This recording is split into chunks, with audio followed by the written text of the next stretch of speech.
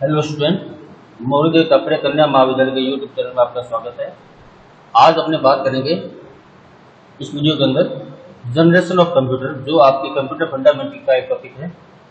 आज हम देखेंगे कि कंप्यूटर की कितनी जनरेशन है और कौन कौन सी जनरेशन कब कब प्रयोग में आई और कौन सी जनरेशन अभी प्रयोग में आ रही है और कौन कौन सी जनरेशन में क्या क्या फीचर्स थे, क्या क्या एडवांटेज थे, क्या क्या डिसएडवांटेज थी, ये सभी अपने देखेंगे आज वीडियो के अंदर।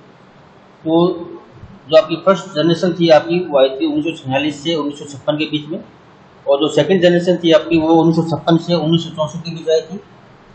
तीसरी जनरेशन जो आई थी वो 1964 से 1971 के बीच में, और फोर्थ जनरेशन आपकी आई थी 1971 से 1985 के बीच में, और फिफ्थ जनरेशन 1985 से प्रेजेंट डेट तक अभी आपकी चल रही है। यानी अभी जो जनरेशन आपकी यूज में आ रही है वो आपकी फिफ्थ जनरेशन के काम में आ रही है। अब सबके बारे में अपने अलग अलग देखेंगे कि फर्स्ट जनरेशन में क्या था, सेकंड जनरेशन में क्या था, किस इक्विपमेंट का, किस एलिमेंट का प्रयोग होता था, इन सब के बारे में अपन देखेंगे आज इस वीडियो में। लिखा है प्रथम पीढ़ी के computer, first generation of computer. इसमें क्या क्या था? प्रथम इलेक्ट्रॉनिक कंप्यूटर 1946 क्या है अस्तित्व में आया था। यानी 1946 में क्या था कि पहला इलेक्ट्रॉनिक कंप्यूटर बना था, जिसका नाम क्या था? इलेक्ट्रॉनिक न्यूमेरिकल इंटीग्रेटेड कैलकुलेटर, जिसको शॉर्ट फॉर्म में कहते हैं ENIAC था। इसका किसने किया था? JP अर्कल्ट ने और JW मॉर्सले ने किया था। इस कंप्यूटर की सबसे बड़ी विशेषता क्या थी कि इसमें वैक्यूम ट्यूब का प्रयोग होता था। किसका प्रयोग होता था? Vacuum tube. वैक्यूम ट्यूब जो फर्स्ट जनरेशन कंप्यूटर का एक ऐसी डिवाइस थी जो बहुत ज़्यादा एनर्जी इसके लिए काम में आती थी, और ये बहुत ज़्यादा हीट में आती थी, यानी हीट में आ जाती थी। और इसको क्या है कि कूलिंग करने के लिए इसके लिए बड़े बड़े रेफ्रिजरेटर का प्रयोग किया जाता था। समोर का लिखा है कि प्रथम पीढ़ी के कंप्यूटर में हजारों वैक्यूम ट्यूब का प्रयोग होता था, इसलिए इन कंप्यूटर का आकार बहुत बड़ा होता था। इनको रखने के लिए एक बहुत बड़े कमरे की आवश्यकता होती थी। यानी आप सोच सकते हो कि इनका आकार कितना बड़ा हो सकता था। इनका आकार इतना बड़ा होता था कि आपको एक बड़े कमरे की आवश्यकता होती थी एक कंप्यूटर को रखने के लिए। और एक बार में इनको एक जगह पर रखने के बाद में, मान लीजिए आपने कोई कंप्यूटर जो फर्स्ट जनरेशन कंप्यूटर एक जगह रख दिया गया है, उसके बाद में इसका स्थान परिवर्तन करना क्या था? बहुत मुश्किल होता था। यानी वो इतने बड़े थे कि इनको एक जगह से दूसरी जगह पे ट्रांसफर करना बहुत ज़्यादा मुश्किल होता था। जो फर्स्ट जनरेशन के कंप्यूटर थे उनमें क्या होती थी कि ऊर्जा की खपत बहुत अधिक होती थी, यानी एनर्जी की खपत क्या होती थी? बहुत ज़्यादा होती थी। इस कारण ये क्या होते थे कि बहुत ज़्यादा अधिक गर्म हो जाते थे ये वैक्यूम ट्यूब। और वो क्या आते थे, जब ये वैक्यूम ट्यूब क्या होते थे? गर्म हो जाते थे। और ये इनका एक वैक्यूम ट्यूब नहीं होता था, इस कंप्यूटर में हजारों वैक्यूम ट्यूब लगे होते थे, और वो क्या होते थे जगह जगह से क्या होता था, ब्लास्ट हो जाते, फट जाते थे गर्म होके। इसलिए इनको ठंडा रखने के लिए बड़े बड़े एयर कंडीशनर को चलाना पड़ता था। और इनकी स्पीड होती थी वो क्या होती थी? बहुत ज़्यादा धीमी होती थी। यानी इनकी प्रोसेसिंग स्पीड क्या होती थी? बहुत ज़्यादा स्लो होती थी। और इनका जो रिजल्ट होता था, यानी जो इसका आउटपुट होता था, वो भी आपका क्या था कि 100% श्योर नहीं होता था। यानी 100% आपका सत्य नहीं होता था। उनके रिजल्ट में या उसके आउटपुट में क्या होती थी? कमी होती थी। आगे क्या है कि प्रथम पीढ़ी के कंप्यूटर को चलाने के लिए कई ऑपरेटर की आवश्यकता होती थी। यानी एक कंप्यूटर को चलाने के लिए कई यूजर्स आपके काम में आते थे, और वो यूजर कोई साधारण यूजर नहीं होते थे। उनको मशीनरी लैंग्वेज और असेंबली लैंग्वेज का पूरा ज्ञान होना आवश्यक था। तभी क्या है कि वो फर्स्ट जनरेशन के कंप्यूटर को ऑपरेट कर सकते थे। एक साधारण व्यक्ति फर्स्ट जनरेशन के कंप्यूटर को चला नहीं सकता था। क्यों? क्योंकि उनको ना तो मशीनी भाषा का ज्ञान होता था और ना ही असेंबली लैंग्वेज का वो प्रयोग करना जानते थे। इसलिए फर्स्ट जनरेशन के कंप्यूटर को चलाने के लिए ऐसी यूजर की आवश्यकता होती थी जिनको मशीनी भाषा और असेंबली भाषा दोनों को आती हो। अब देखते हैं कि वैक्यूम ट्यूब, देखो ये मैंने बताया वैक्यूम ट्यूब का ये एक इमेज है। ये वैक्यूम ट्यूब कुछ आपकी इस प्रकार की होती थी। एक कांच की बारीक परत होती थी, उसके अंदर क्या है कि एक सर्किट लगा होता था, और ये सर्किट जब ये कंप्यूटर चलता था तो ये सर्किट क्या होता था? बहुत ज़्यादा गर्म हो जाता था। और ये क्या है, कांच की नली क्या हो जाती थी? वो गर्म होकर फट जाती थी, इसलिए इनको ठंडा करने के लिए बड़े बड़े एयर कंडीशनर का प्रयोग किया जाता था। अब बात करते हैं कि प्रथम पीढ़ी के कंप्यूटर के एग्जाम्पल कौन कौन से हैं, यानी जो आपके फर्स्ट जनरेशन के कंप्यूटर थे उनके एग्जाम्पल अगर आप देखें तो कौन कौन से हैं। पहला है EDSAC, इसका पूरा नाम क्या है, electronic daily storage automatic calculator. और जो दूसरा था आपका UNIVAC, इसका पूरा नाम क्या था, यूनिवर्सल ऑटोमेटिक कंप्यूटर। और बाकी आपके UNIVAC फर्स्ट, IBM 701, IBM 650, ये क्या थे, आपके उस समय फर्स्ट जनरेशन के कंप्यूटर थे जो उस समय उपयोग में आते थे। अब बात करते हैं कि प्रथम पीढ़ी के कंप्यूटर के गुण क्या थे, यानी कि एडवांटेज क्या थी फर्स्ट जनरेशन कंप्यूटर की। आप जान सकते हो कि जब इनकी जो गुण क्या होते थे, कम होते थे। क्यों? क्योंकि ये कंप्यूटर आप जानते हो कि पहला कंप्यूटर था, उसमें क्या होती थी, बहुत ज़्यादा कमियां होती थी, तो इनमें एडवांटेज तो कम और डिसएडवांटेज क्या होता था, आपका ज़्यादा होता था। तो देखते हैं कि क्या एडवांटेज थे। इन कंप्यूटर में मुख्यतः वैक्यूम ट्यूब का प्रयोग होता था। किसका प्रयोग होता था? वैक्यूम ट्यूब का। इनका मेन इक्विपमेंट कौन सा था? इनका वैक्यूम ट्यूब था। इन कंप्यूटर में स्टोरेज के लिए क्या है, मैग्नेटिक ड्रम का प्रयोग होता था, यानी इसमें जो स्टोर करने के लिए, डाटा स्टोर करने के लिए क्या मैग्नेटिक ड्रम का प्रयोग होता था। मैग्नेटिक ड्रम क्या होता है कि एक बहुत बड़ा क्या नाम है, ड्रम के नुमा एक आकार का एक इक्विपमेंट होता था। उस पर क्या है कि मैग्नेटिक इंक से वो कोटेड होता था और उस पर डाटा क्या होता था, स्टोर होता था। डाटा सुरक्षित रखने के लिए पंच कार्ड का प्रयोग होता था। किसका प्रयोग होता था? Punch card. पंच कार्ड क्या होता है कि एक डाटा को स्टोर रखने की डिवाइसेस थी। मैं भी आपको बताऊंगा, इसका इमेज बताऊंगा, इसकी इमेज कैसे होती है। इस पीढ़ी के कंप्यूटर में मशीनी भाषा और असेंबली भाषा का प्रयोग करते थे, जहाँ सभी कमांड को डाटा को 0-1 में दिया जाता है, यानी बाइनरी लैंग्वेज में इनको सही कमांड दी जाती थी और इसी के रूप में क्या मिलता था, आपको आउटपुट मिलता था। तो ये डायग्राम किसका है? आपका पंच कार्ड का। इसमें आपके डाटा को स्टोर करके रखा जाता था, यानी एक कागज का होता था। इस पे जगह जगह पंच करके यानी होल के बनाए जाते थे और उस आधार पे आपके आउटपुट को स्टोर करके रखा जाता था, डाटा को सुरक्षित रखा जाता था कि इस कैलकुलेशन का क्या आउटपुट आया है। तो इस पेज के ऊपर उसके पंच करके उसको रखा जाता था और वो फॉर्मेट कैसा होता था आपका 0-1, यानी जहां पंच होता था वो आपका 1 होता था, जहां पंच नहीं होता तो वो आपका क्या होता था, 0 होता था। इस रूप में इसको रखा जाता था। अब देखिए ये क्या आपके फर्स्ट जनरेशन कंप्यूटर का एक डायग्राम है, सॉरी इमेज है। ये आपको कुछ इस प्रकार का कंप्यूटर होते थे फर्स्ट जनरेशन के कंप्यूटर। आप देख सकते हो कि ये आकार में कितने बड़े होते थे, जिनको रखने के लिए एक बड़े कमरे की आवश्यकता आपको होती थी। अब बात करते हैं सेकंड जनरेशन ऑफ कंप्यूटर। जो सेकंड जनरेशन कंप्यूटर था वो फर्स्ट जनरेशन कंप्यूटर से क्या था, थोड़ा छोटा था। इनकी जो प्रोसेसिंग स्पीड भी क्या थी, थोड़ी ज़्यादा थी और इनकी स्टोर क्षमता भी क्या थी, थोड़ी उनसे ज़्यादा थी। अब देखते हैं के बारे में क्या था। कंप्यूटर की द्वितीय पीढ़ी को 1956 से 1964 के बीच में माना जाता है कि जो आपका सेकंड जनरेशन जो कंप्यूटर था आपका वो 1956 से 1964 के बीच में यूज में आता था। इस पीढ़ी के कंप्यूटर में क्या था कि वैक्यूम ट्यूब की जगह ट्रांजिस्टर का प्रयोग किया जाता था। किसका प्रयोग होता था? ट्रांजिस्टर का। क्योंकि वैक्यूम ट्यूब में सबसे बड़ी कमी ये थी कि वो बहुत ज़्यादा हीट होके क्या हो जाते थे, ब्लास्ट हो जाते थे और उनको कूलिंग करने के लिए और उसको ठंडा रखने के लिए बड़े बड़े रेफ्रिजरेशन की आवश्यकता और होती थी। तो इस कमी को दूर करते हुए सेकंड जनरेशन कंप्यूटर में क्या किया गया कि वैक्यूम ट्यूब की जगह ट्रांजिस्टर का प्रयोग किया गया, जो क्या होते थे कि आकार में छोटे होते थे और इनको ज़्यादा ये ज़्यादा हिट नहीं हो पाते थे और इनको जो ठंडा रखने के लिए बड़े बड़े रेफ्रिजरेशन की आवश्यकता नहीं होती थी। ट्रांजिस्टर इस पीढ़ी के कंप्यूटर का मुख्य घटक था। ट्रांजिस्टर का आविष्कार विलियम शॉकले ने किया था। जब किया था 1947 में अमेरिका में किया था। ट्रांजिस्टर का आविष्कार किसने किया था? William Shockley.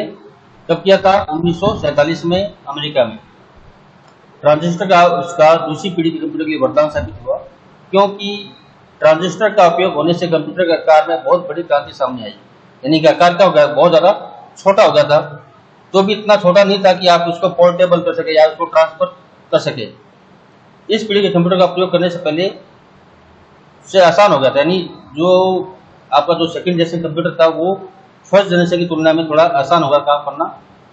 द्वितीय पीढ़ी के कंप्यूटर का आकार प्रथम पीढ़ी की तुलना में कम हो गया तथा इसकी प्रोसेसिंग स्पीड भी क्या थी आपकी, बढ़ गई थी और इसका जो आउटपुट था वो आपका थोड़ा ज़्यादा आपका सत्य आता था, यानी जो आपको मान सकते थे कि इसमें जो आपका आउटपुट था वो आपका थोड़ा आपका ट्रू होता था। इस प्रकार के कंप्यूटर प्रथम, इस कारण इनका उपयोग प्रथम पीढ़ी की तुलना में अधिक किया जाने लगा।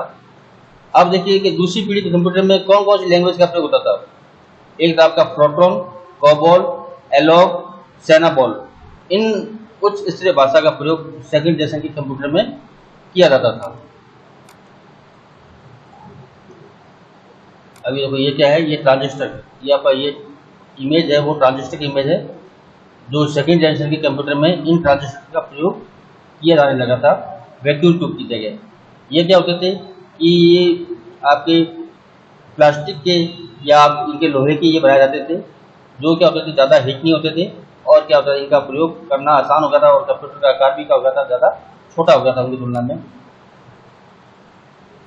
अब देखते हैं कि सेकंड जनरेशन कंप्यूटर के गुण क्या थे, यानी इसमें या सॉरी एग्जाम्पल देखते हैं पहले इसके क्या क्या एग्जाम्पल है। पहला आपका है IBM 7094, दूसरा आपका यूनिवेल 1108, तीसरा आपका है हॉनीवेल 400, CDC 1604, CDC 3600।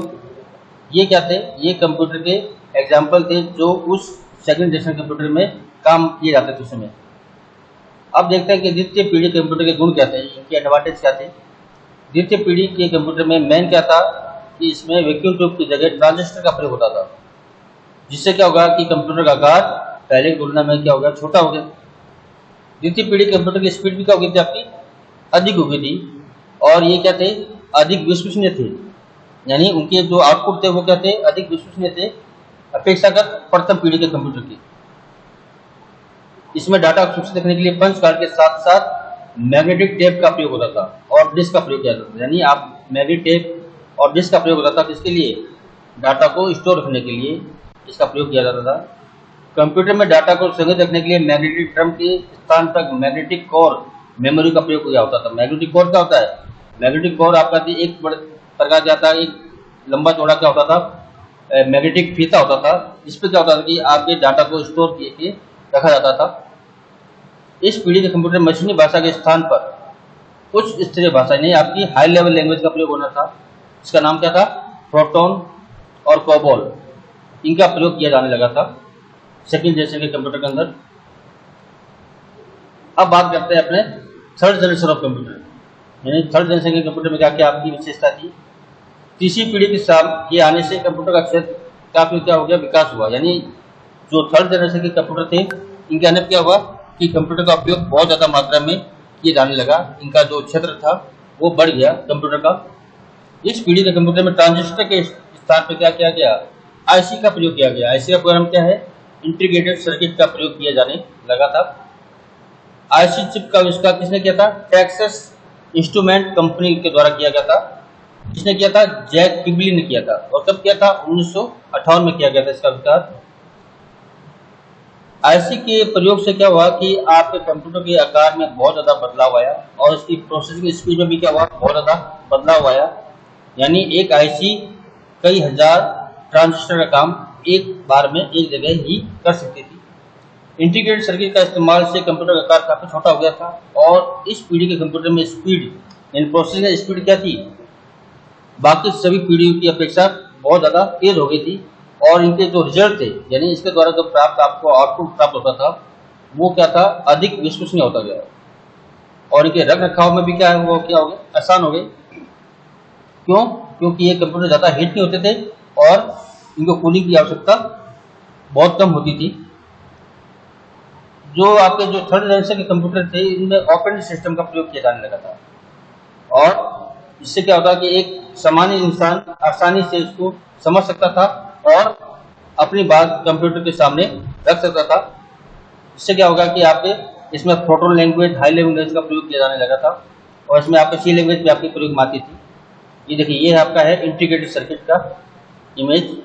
कुछ इस प्रकार की आपकी क्या होती है कि इंटीग्रेटेड सर्किट होती है, इसमें आपकी क्या होती है, इसमें खूब सारे इंटीग्रेटेड सर्किट क्या होते थे, ये लैग होती थी। ये आपकी किसकी बनी होती थी, ये बनी होती थी सिलिकॉन से।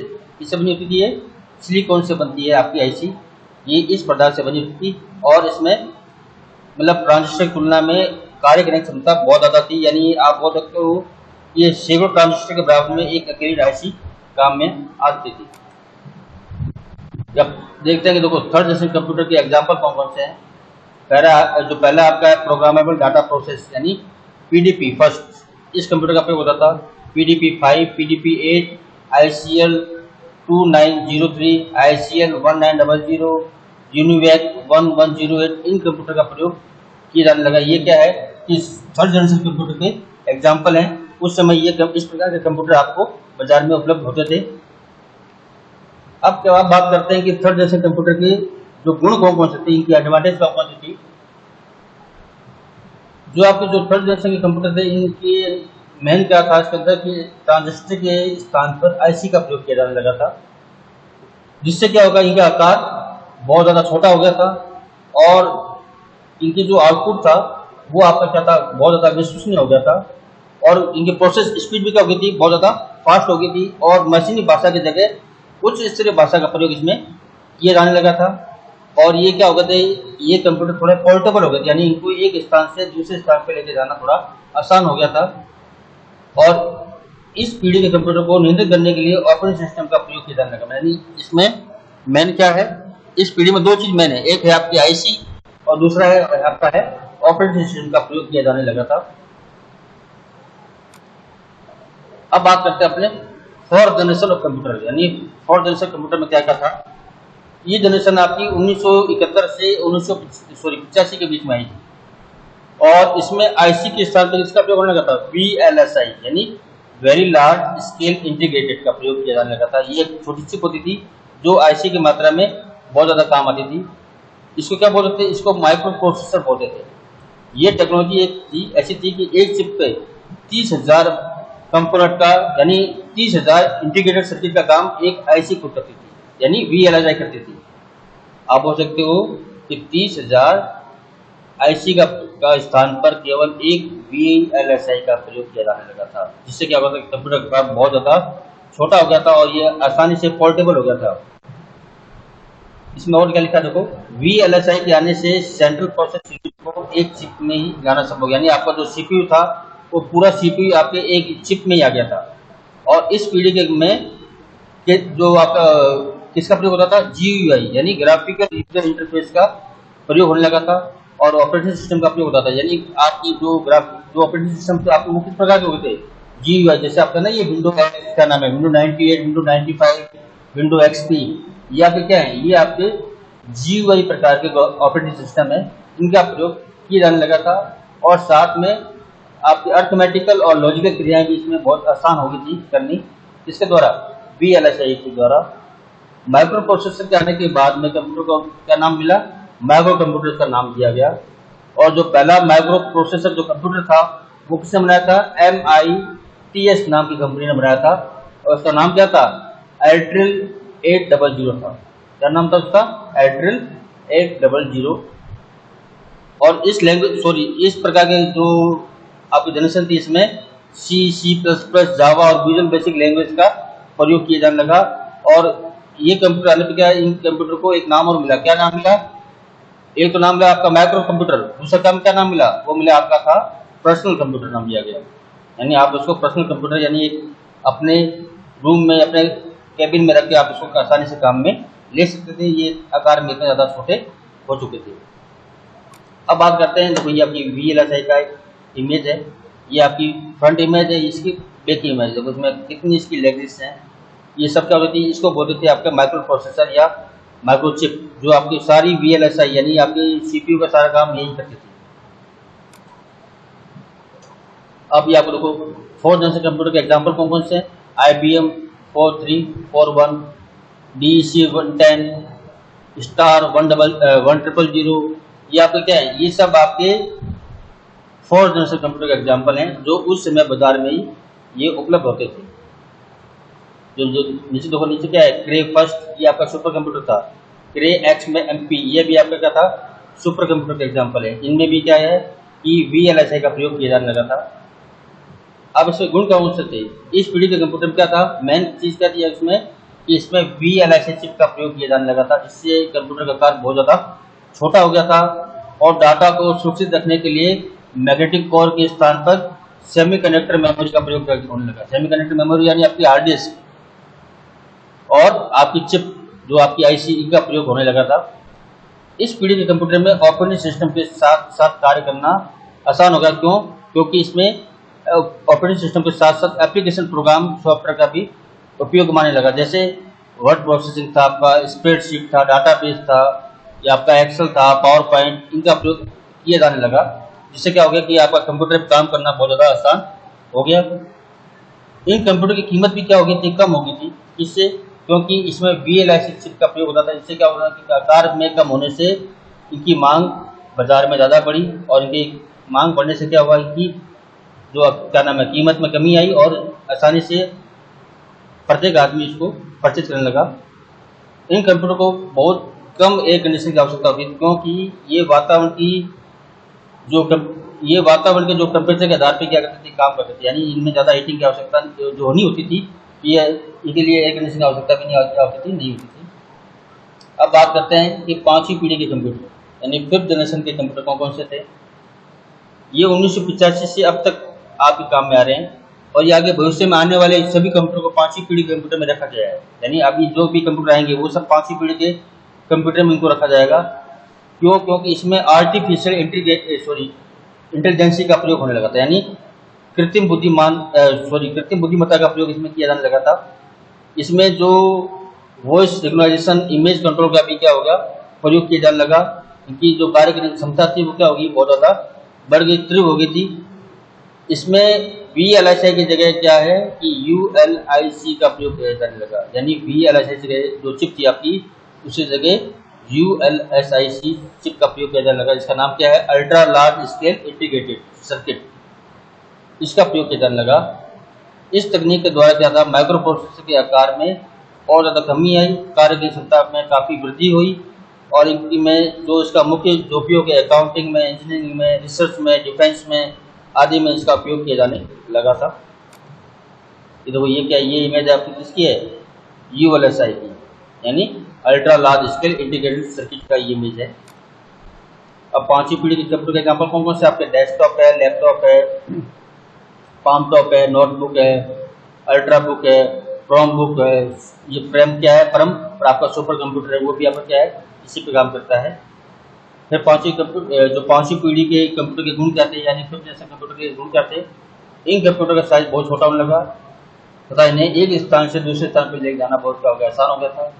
पहले की तुलना में ये कंप्यूटर क्या आई, जो इनकी हीटिंग क्या होती थी, कम होती थी और ये लगातार कई घंटों के कार्य कर सकते थे। इस पीढ़ी के कंप्यूटर को मल्टीमीडिया क्षेत्र में बहुत विकास हुआ, जैसे sound, image, text, graph, video आदि का प्रयोग इसमें बहुत ज़्यादा किया जाने लगा। इन कंप्यूटर में AI यानी आर्टिफिशियल इंटेलिजेंसी की सुविधा काम में आने लगी।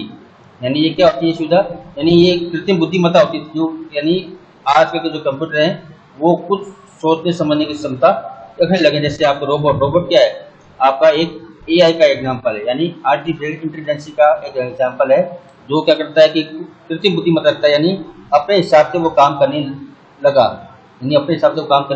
लगता है। तो ये आपके 5th जनरेशन कंप्यूटर के एग्जाम्पल थे।